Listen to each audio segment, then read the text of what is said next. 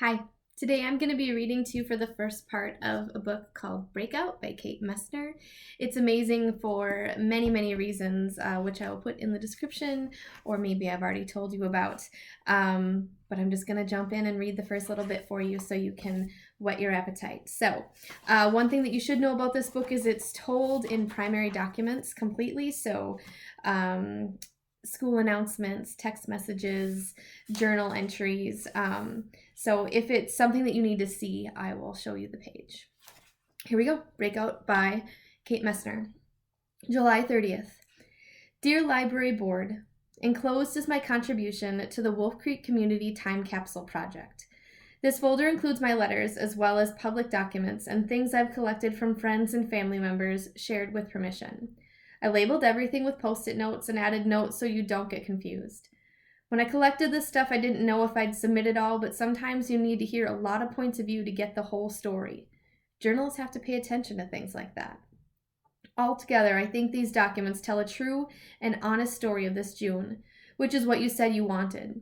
You have my permission to include all these things in the time capsule, but you don't have my permission to pick and choose only some of them. That's the deal. When you started this project, you probably thought you'd end up with a lot of stories about everybody eating popsicles and swimming in the creek. But that's not what you're getting, because this summer was different. Sincerely, Nora Tucker. Friday, June 7th, morning announcements from Mr. Simmons. He's our middle school principal. Just FYI, I don't know if you future Wolf Creek people still do this, but our school puts a transcript of the morning announcements online for students who are hearing impaired. I think that's cool. Also, bonus, it means I can print announcements for the time capsule without having to type them up myself. So here you can see, like I told you, the Post-it notes.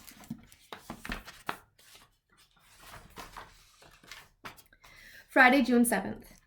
Good morning, Wolfpack. Please stand for the pledge to the flag. Pledge. As the school year winds down, Mr. Russell would like me to remind everyone that library books are due by the end of the day, unless you've made prior arrangements. Language arts teachers will share a special project with you today, a request from the public library for students to contribute to the Community Time Capsule Project. We'd love to have all our middle school voices represented. The Drama Club end-of-year party is after school today in the auditorium until 3:30. The final chess club tournament begins Monday. See Ms. Baker in room F4 to sign up. Wolf Creek Middle School Field Day will be a week from today on June 14th. Like always, we'll have the Wolfpack Cookout, the Giant Soccer Field Slip and Slide, and the Mad Mile Race. Despite my lobbying to have a different prize for this year's winners, our water balloon, the principal tradition, remains in place. To register for the race, see Mrs. Roy in the gym. Happy birthday to Rory Burke, Patrick Fountain, Jessica Maynard, and Mrs. Howard in the cafeteria. And let's have a warm Wolf Creek welcome for a new 7th grade student joining us today, Elodie Jones. Our quote of the day is from Thomas Edison. Our greatest weakness lies in giving up. The most certain way to succeed is always to just try one more time. That concludes our announcements. Friday, June 7th, Wolf Creek Community Time Capsule Project for Ms. Morin's English class. Summer homework. Submit at least 5 items for the Wolf Creek Community Time Capsule, which will be opened in 50 years. These may be letters you've written to future residents or other pieces that you've written that you wish to include. Anything you'd put in your writer's notebook will work too. Ideas might include, and then I have a list here, letters, personal narratives, descriptions, conversations, poems, jokes, must be appropriate, student-written news articles, editorials, comics, lists, notes to yourself, hopes, dreams, wishes, and fears, master plans and evil plots, and other ideas of your own. Submission number 1, a letter to future Wolf Creek residents about how you see your community and what's on your mind as we finish the school year. This is also a quick note typed on the classroom computers due at the end of class. I'll provide feedback on this one to make sure you're on the right track. Submissions number 2 through 5 are due on July 30th. More letters or whatever you'd like from the list above, either handwritten or typed. Turn these into Mrs. Raymond at the public library no later than July 30th. She'll keep a list of students who turn in all 5 entries, and those students will start 8th grade with extra credit. Friday, June 7th. Letter from Elodie Jones. Dear future Wolf Creek residents, I'm supposed to write you this letter for an assignment, but I just got here, so I don't have much to say about your town yet.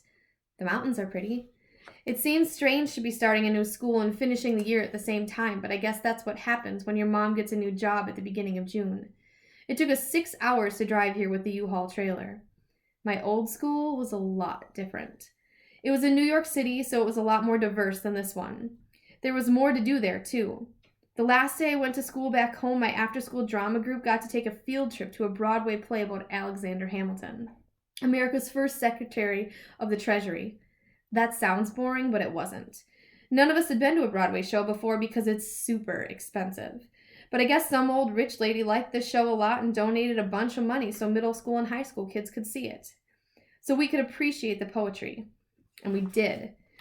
We all loved it, especially the rap battles the founding fathers had in their cabinet meetings. They were dressed in old-fashioned clothes, all up in each other's faces, spitting rhymes like Drake and Jay-Z. The truth is, I don't even like rap music much, but the songs in this play were amazing. After the show, my friends Aaliyah and Rachel started planning a freestyle contest for lunch next week. I was all over that, already making up lyrics in my head on the subway back to school. Only then I remembered I wouldn't be there. It's nice here, though. It sounds like the end of the school year will be pretty good. Field day seems fun. I'm looking forward to making new friends and being an 8th grader at Wolf Creek Middle School next year. It's not where I was hoping to go to school, but it seems like it'll be okay. I hope things are going well for you too, whatever you're doing in the future. Sincerely, Elodie Jones. And then her teacher wrote a little note on the bottom of the paper. Welcome, Elodie. I'm glad you're in my class. I understand what it feels like to be missing friends. I love Wolf Creek, but I still miss my college friends. It sounds like we'll be having a love of poetry in common too. One of my favorite poems is The Red Wheelbarrow by William Carlos Williams. You should look it up. Sometimes students like to make up their own versions, and I bet you'd be good at that. My students all got poetry notebooks when we were celebrating National Poetry Month in April. I know you weren't here then, but there are some extras on the shelf by the door if you'd like to take one to write in over the summer. Ms. M. Friday, June 7th, letter from Nora Tucker. That's me. Dear future Wolf Creek residents, Ms. Morin said we should tell you how we see our community and what's on our minds as we wrap up the school year. I'll start with the first part. How I see my community. I see my community as a pretty cool place because it's safe and friendly and everybody knows everybody. That's my opinion. If you get a letter from my older brother Sean, he'll tell you it's boring and that he can't wait to get to college. But if you can make up your own mind about that, I guess.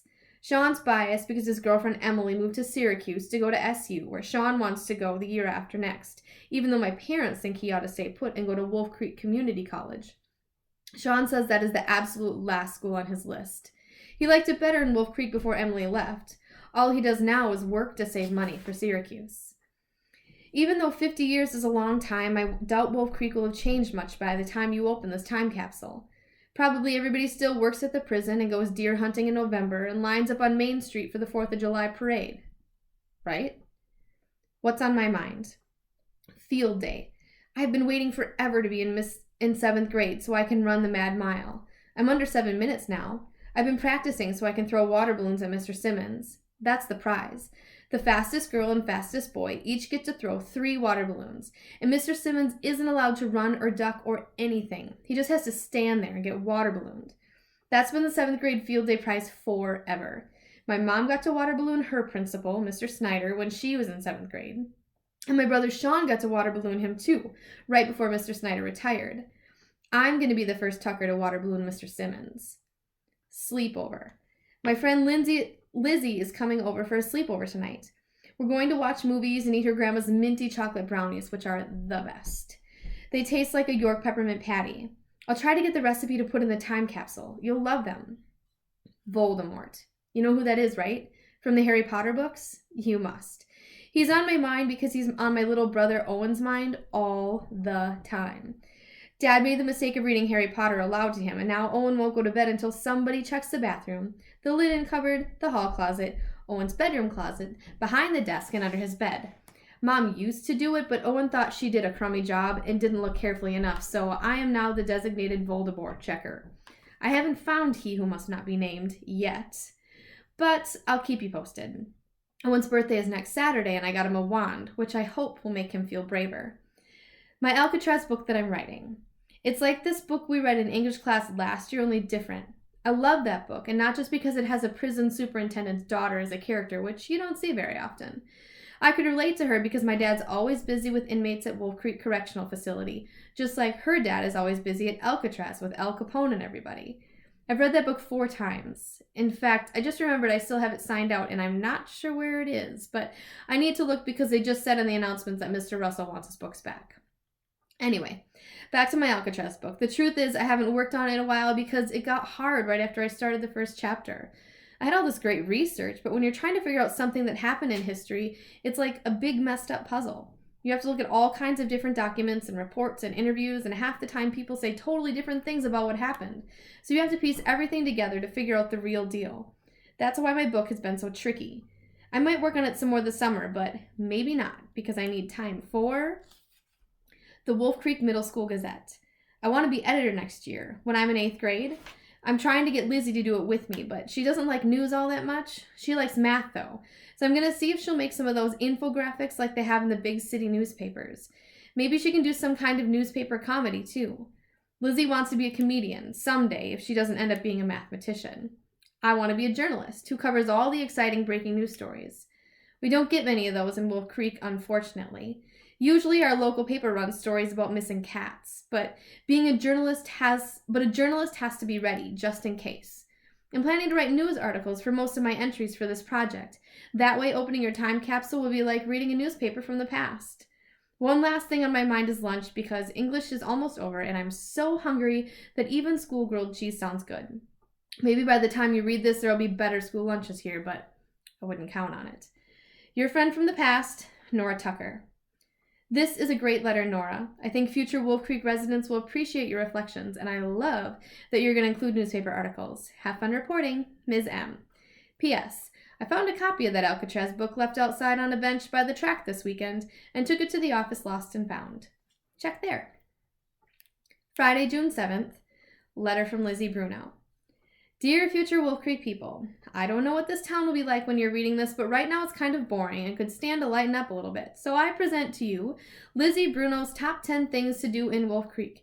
If you think I'm being sarcastic, you're right. Number 10, attending Wolf Creek Middle School. This is not to say that everything about our school is great. I'm pretty sure they serve better lunches at the prison, and our annual fitness test and gym class is a special kind of punishment. We have to try a pull-up every single year, even when there's no hope whatsoever. But school still makes the top 10 list because most of our teachers are okay. Also, once a month they have staff work day, so I get to stay home eating chocolate pretzels and watching Elizabeth Chin comedy videos and making graphs and Venn diagrams. Number 9, shopping at Joe's Mountain Market. They really do have an exclamation point on the sign. I don't think they mean for it to be ironic. I guess when you're the only place to pick up milk and bread, you get to use whatever over-the-top punctuation you want. Also, the market is on our walk home from school, and they have Swedish fish, so... Number 8, field day. Field day would rank higher without the Mad Mile, which should be called the Miserable Mile. I'll never understand why people run when they're not being chased. But the cookout and soccer field slip and slide are cool, so field day still makes the list. Number 7, sleepovers at Nora's house. This would also be ranked higher if it weren't for Nora's mom, who won't let us watch PG-13 movies because Nora's birthday isn't until August, and her mom says no, that's not actually close enough. Number 6, walking down our beautiful Main Street, perfect for those who like a view of the prison while they're out shopping at the exclamation point market or Bob's Hardware. Number 5, the public library, for real, because Mrs. Raymond lets us do whatever we want in the teen room. And there are beanbag chairs and video games. So, yeah, the library. Number 4, the Wolf Creek Firefighters Carnival and Cookout. This is pretty much my favorite day of the summer. We hang out watching water balloon fights and eating fried dough. Fun fact, this used to be called the Firemen's Carnival, but when the old chief retired and Mrs. LeBray got the job, she said it was time for that sexist carnival name to retire too. Number 3, the 4th of July Cookout. Number 2, the Founders Day Cookout. We're really into our cookouts here. And number 1, recording conversations on my new Whisper Flash Z190 digital audio recorder. Grandma got it for me for my birthday because she heard an NPR interview with a comedian who said she learned all about how people talk and comedic timing by recording regular conversations and listening to them, sometimes even writing them down. I'm bringing the recorder to Nora's this weekend. It can store up to 50 hours of audio, and it's so small that you can have it turned on, recording in your pocket.